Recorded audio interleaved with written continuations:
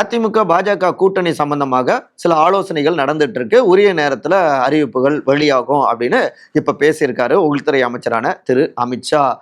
ஏன் இப்படி பேசினாரு அப்படின்னு விசாரிச்சு பார்த்தா, சமீபத்துல தான் அதிமுக பொதுச் செயலாளர் திரு எடப்பாடி மாஜிக்லோடு அமித்ஷா அவர்களை சந்திச்சாரு. அதுக்கப்புறம் உடனே என்டிஏ கூட்டணி அது இங்க ஆட்சி மாற்றத்தை ஏற்படுத்தும் அப்படிங்கிற ரீதியில அமித்ஷா ஒரு ட்வீட் எல்லாம் போட்டிருந்தாரு. ஆனாலும் எடப்பாடி அவரு ஓப்பனா கூட்டணி அப்படின்னு பேசாமலே இருந்தாரு. இந்த நிலையில தான் தாவேகாவுடைய தலைவரான திரு விஜய் எங்களுக்கும் தாவேகா வெர்சஸ் டிஎம்கேக்கு தான் போட்டி அப்படின்னு பேசியிருந்தாரு. இதை ஒட்டி எடப்பாடி அவர்கிட்ட கேள்வி கேட்டப்ப எந்த கட்சி தலைவரும் அவங்களுடைய தொண்டர்களை உற்சாகப்படுத்த இப்படிதானே பேசுவாங்க அப்படின்னு ரொம்ப கூலா நகர்ந்துட்டாரு எடப்பாடி. அட்டாக் பண்ணல அவங்கள.